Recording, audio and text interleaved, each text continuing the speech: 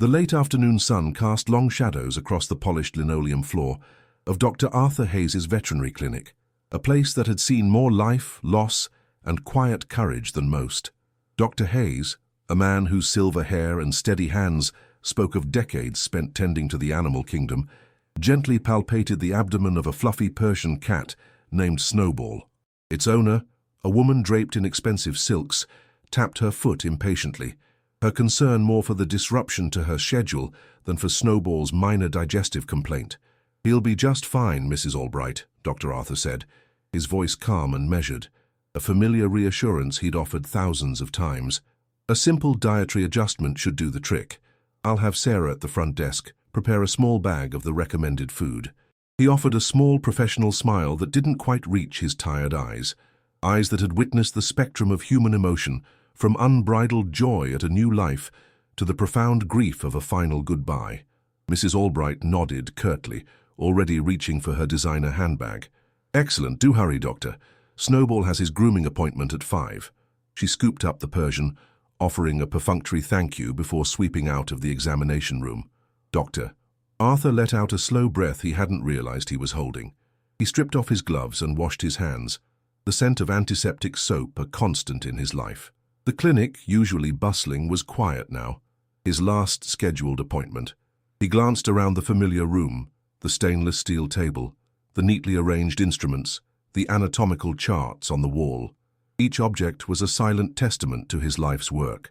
So work he was undeniably good at, yet lately, a certain weariness had settled deep within him, a subtle echo of a solitude that had become his constant companion since Martha passed.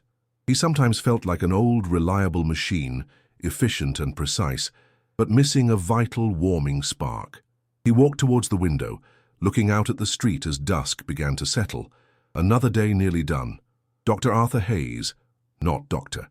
Evans, moved through the now empty clinic with a practiced, almost ritualistic grace.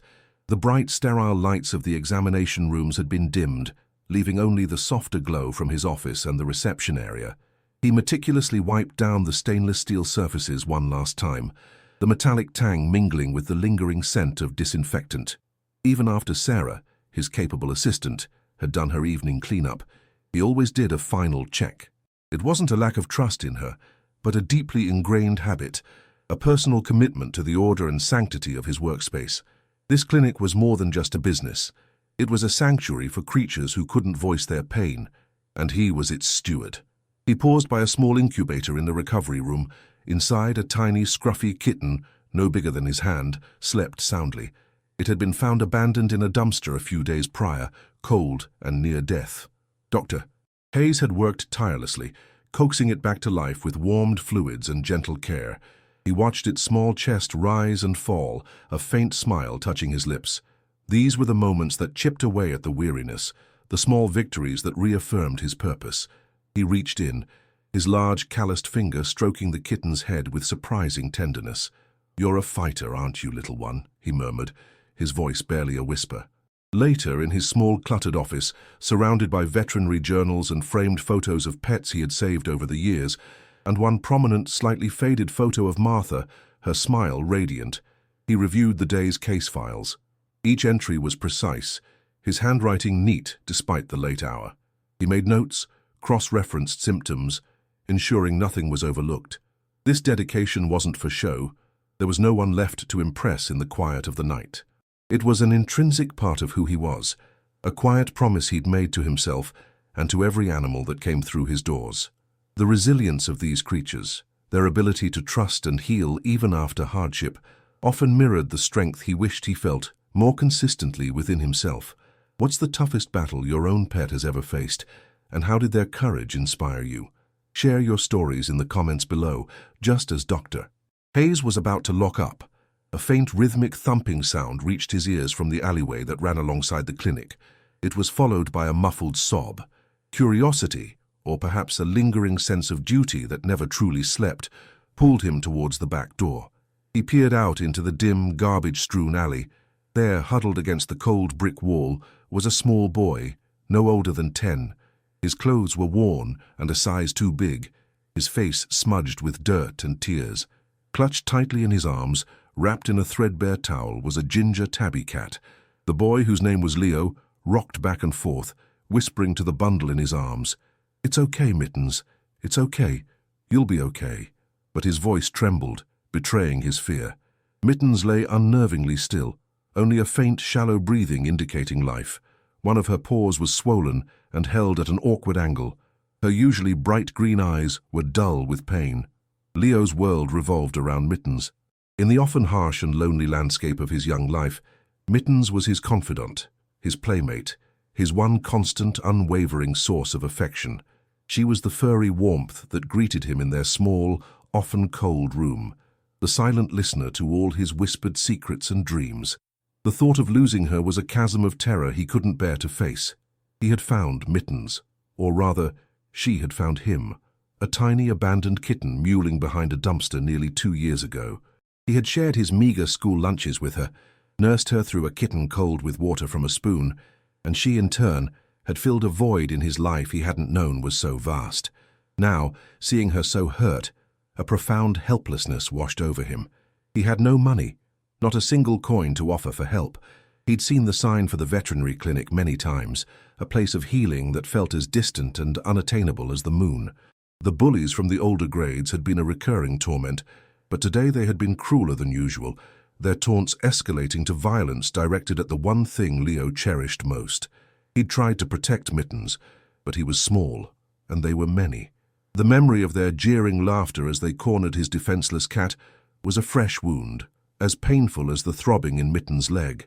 He pressed his cheek against her fur, a silent apology for not being strong enough. "Doctor." Hayes stepped out of the back door, his shadow falling over the boy.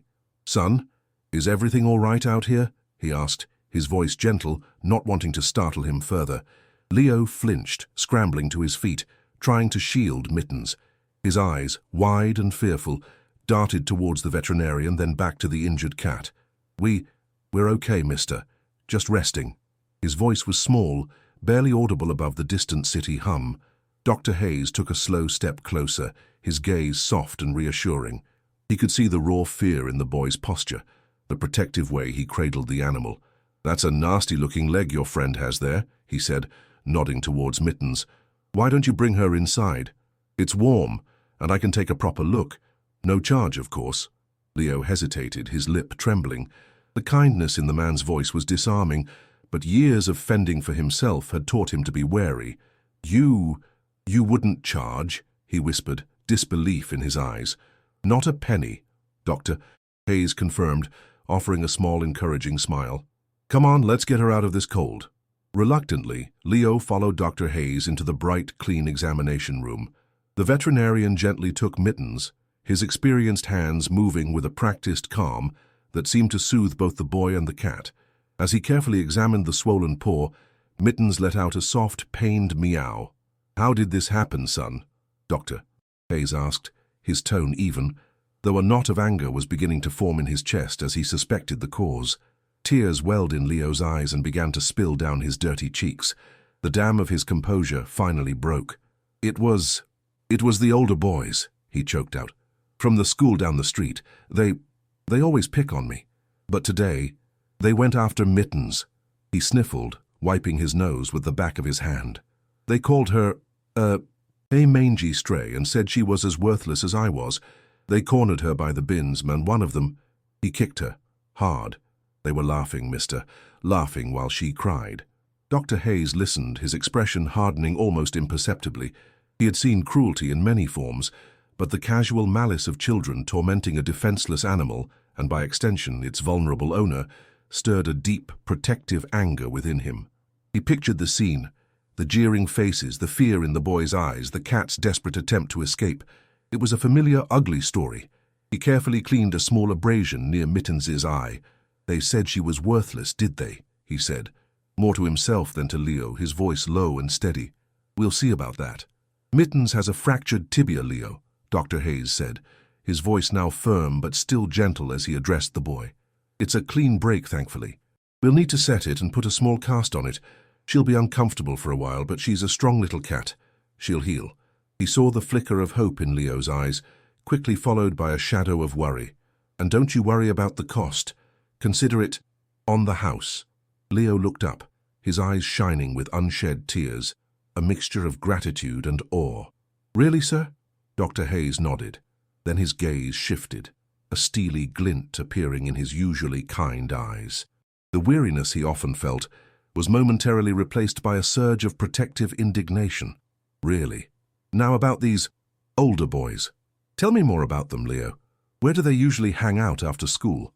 Leo, emboldened by the doctor's kindness and the promise of help for Mittens, described the group, their usual haunt by the abandoned lot near the park, the way their leader, a taller boy named Spike, always wore a red baseball cap. He recounted their taunts, his voice gaining a little strength as he unburdened himself. Dr. Hayes listened intently, his jaw tight. This wasn't just about a cat's broken leg. It was about the casual cruelty, the bullying of the vulnerable, something he had no tolerance for. The image of Martha, who had always championed the underdog, flashed in his mind. She would have been furious, and so was he. "All right, Leo," Dr. Hayes said, standing up straighter, his quiet demeanor now charged with a formidable energy. "You stay here with Mittens. Sarah will be back in a little while to help me get her comfortable. I have a few words I need to share with these young gentlemen." He carefully placed Mittens in a warm, soft bed in one of the recovery cages, explaining to Leo that she would be safe and monitored. He then took off his white coat, revealing a simple, dark sweater underneath. He looked less like a veterinarian now, and more like a man on a mission. The quiet dedication he usually reserved for his animal patients was now focused, with a formidable intensity, on righting a wrong. He walked towards the clinic's front door, his steps purposeful. The solitude of his life had perhaps made him more attuned to the suffering of others, and tonight that attunement was fueling a quiet, determined rage. He was going to find those boys. If you believe that a small act of compassion can change the world, don't forget to subscribe to the channel so you don't miss any of our future stories. Dr. Hayes found the group of boys exactly where Leo had described, near the dilapidated fence of the abandoned lot. Spike, identifiable by his red cap, was holding court, regaling his friends with a presumably embellished version of their earlier encounter. Their laughter, sharp and cruel, echoed in the evening air. Dr. Hayes approached them, his demeanor calm but radiating an undeniable authority that made the boys' laughter falter and die in their throats. "Are you Spike?" Dr. Hayes asked, his voice even, yet carrying a weight that made the taller boy instinctively take a step back. Spike puffed out his chest, trying to regain his bravado. "Yeah, what's it to you, old man?"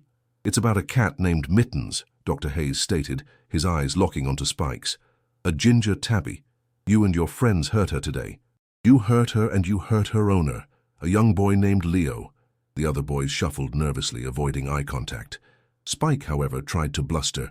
"So, it's just a stupid cat, and that crybaby Leo, he deserved it." Dr. Hayes's expression didn't change, but his voice dropped, becoming icier. "No animal deserves to be tormented for sport, and no child deserves to be bullied. What you did was cruel, cowardly, and pathetic." He took a step closer. "You think you're tough picking on someone smaller than you, hurting a defenseless animal?" He paused, letting his words sink in. Then he did something unexpected. He rolled up the sleeve of his dark sweater, revealing a long, faded scar on his forearm. "See this?" he asked, his voice now softer, but no less intense. "I got this when I was about your age, trying to protect a stray dog from some older kids who thought it was fun to throw rocks at him. That dog, he didn't have anyone else. Just like Mittens doesn't have anyone but Leo." The boys stared at the scar, their bravado completely gone. Spike looked down at his shoes. "That dog," Dr. Hayes continued, "he was a fighter. He survived. And so did I. We both learned that true strength isn't about hurting others. It's about protecting those who can't protect themselves. It's about compassion, something you boys clearly know nothing about." He looked at each of them in turn. "Mittens will heal, but what you did today, that kind of ugliness, it leaves a different kind of scar. On you." He then spoke about the bond between Leo and Mittens, painting a picture of the cat's unwavering loyalty, the comfort she provided the lonely boy. He explained, in simple terms, how much that animal meant to him, how she was in many ways Leo's only family. He didn't raise his voice, but the quiet power of his words, backed by his own visible history of standing up for the vulnerable, was more effective than any shout. He was showing them that resilience, like the scar on his arm, was born from protecting, not from harming. He was subtly connecting his own past with Leo's present, a shared history of finding strength in defending the innocent. The confrontation hadn't gone unnoticed. Mrs. Henderson, an elderly woman who lived in one of the houses overlooking the lot and often tended a small patch of roses by her fence, had watched the entire exchange from her window. She'd seen Dr.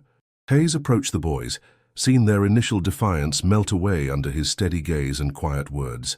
She'd heard snippets of the conversation, enough to piece together what had happened to the little boy and his cat, the same shy boy she'd occasionally seen walking by, always with the ginger tabby trotting faithfully at his heels. When Dr. Hayes turned to leave, his point made, the boys looking thoroughly chastened and one even mumbling a sorry, Mrs. Henderson stepped out onto her porch. "Dr. Hayes," she called out, her voice surprisingly strong. "That was a fine thing you did, a very fine thing." Dr. Hayes paused, a little surprised. "Just trying to teach them a lesson, Mrs. Henderson." "Some lessons are more important than others," she replied, nodding. "That poor boy, Leo, he's a good lad, quiet, and that cat is his shadow. I saw those ruffians earlier. It's time this neighborhood started looking out for its own a bit more, don't you think?" As Dr. Hayes walked back towards his clinic, he saw other neighbors peeking from their windows or stepping onto their stoops. It seemed Mrs. Henderson wasn't the only one who had witnessed the incident, or at least the aftermath. A man washing his car down the street gave Dr. Hayes a respectful nod. A mother ushering her children inside paused to give him a small, appreciative smile. Wordlessly, a small pocket of the community had seen the veterinarian stand up, not just for an animal but for decency, for the vulnerable.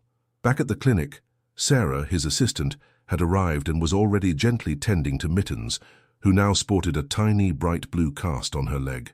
Leo sat beside the cage, his earlier fear replaced by a quiet relief, his eyes fixed on his recovering friend. He looked up as Dr. Hayes entered.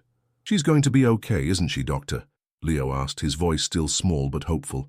"She's a tough little thing, just like her owner," Dr. Hayes said, placing a comforting hand on Leo's shoulder. "She'll need lots of rest and care, but yes, she's going to be okay." He then noticed a small worn photograph that had slipped from Leo's pocket onto the floor. He picked it up. It was a picture of a younger Leo, smiling, with a woman who had the same kind eyes, presumably his mother. A pang of understanding, deeper than before, resonated within Dr. Hayes. He knew what it was to cherish a memory, to hold on to a connection that transcended presence. This cat wasn't just a pet. She was a living link to love and a steadfast companion against loneliness. The doctor's intervention hadn't just been for an animal, it was for the boy's very heart. If the story of Mittens also touched your heart, leave a comment below telling us about your own four-legged companion. We'd love to read it. Over the next few weeks, a subtle shift occurred in the neighborhood and within Dr. Arthur Hayes himself, not Dr. Evans. Leo became a regular, though initially shy, visitor to the clinic.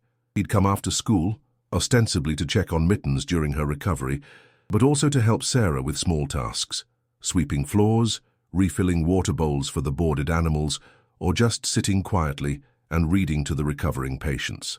Mittens, with her bright blue cast, became a sort of clinic mascot. Her purr, once weak, grew stronger each day. Dr. Hayes found himself looking forward to Leo's visits. The boy's quiet presence was a balm to the lingering solitude. He taught Leo how to gently handle animals, how to recognize signs of distress or contentment. He shared stories of his own childhood pet, a scruffy terrier named Patches, drawing parallels between Patches' loyalty and Mittens. In turn, Leo slowly opened up, sharing small details about his life, his dreams of one day maybe becoming a scientist, or perhaps even a vet.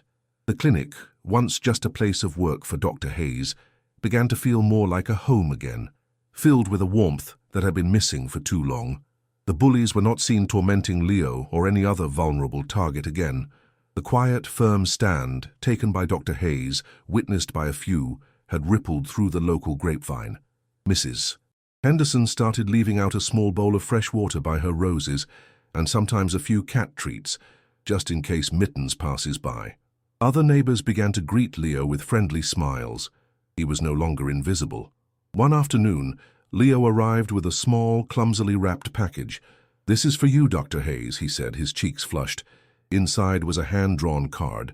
It depicted a stick-figure veterinarian with a smiling cat wearing a blue cast, and underneath, in careful childish lettering, it read, "Thank you for saving Mittens and for being my friend. Love, Leo." Dr. Hayes felt a warmth spread through his chest, a feeling more potent than any medicine he could prescribe. He looked at the drawing, then at Leo, whose eyes were bright with earnest affection. This, he realized, was the spark he had been missing. It wasn't about grand gestures, but about small acts of kindness, about connection, about standing up for those who needed a champion. He carefully placed the card on his desk next to the faded photo of Martha. He had a feeling she would have approved. The weariness in his eyes was still there, but now it was softened by a newfound sense of purpose, a quiet joy. He had found more than just a patient in Mittens, and more than just a helper in Leo. He had found a connection that healed a part of him he hadn't realized was so broken. What was the greatest lesson your pet has ever taught you? Tell us in the comments below. Months later, the blue cast was long gone from Mittens' leg, replaced by the same agile grace she'd possessed before her injury. She now often spent her afternoons curled up on a soft blanket in Dr. Hayes' office, while Leo diligently did his homework at a small desk the veterinarian had cleared for him. The clinic was no longer just a place of healing for animals. It had become a haven of quiet companionship and burgeoning friendship. Dr. Arthur Hayes still worked his long hours, still tended to the sick and injured with unwavering dedication, but the profound solitude that had once clung to him like a shroud had lifted. He learned that true wealth wasn't found in the expensive silks of clients like Mrs. Albright, but in the innocent trust of a boy like Leo and the unconditional love of a ginger cat named Mittens. The incident with the bullies had been a catalyst, not just for change in the neighborhood's awareness, but for a profound shift within him. It reminded him that his skills, his voice, his very presence could be a shield for the vulnerable, a force for good beyond the sterile confines of the examination room. The scar on his arm, once a solitary reminder of a past act of boyish courage, now seemed to connect him to a larger story of resilience and compassion, a story that was still unfolding. Sometimes, as evening settled and Leo gathered his books to leave, Mittens purring contentedly in his arms, Dr. Hayes would look at the hand-drawn card on his desk. It was a simple, heartfelt token, yet it represented a connection that had rekindled a light within him. He had defended an animal, confronted cruelty, and in doing so had found a renewed sense of purpose, a surrogate family, and the comforting realization that even a life marked by loss could find new avenues for love and meaning. The quiet courage he'd always admired in animals, their capacity for trust and forgiveness, had, in a way, shown him the path back to his own. How about sharing this video with a friend who loves animals as much as we do? Let's spread this chain of kindness.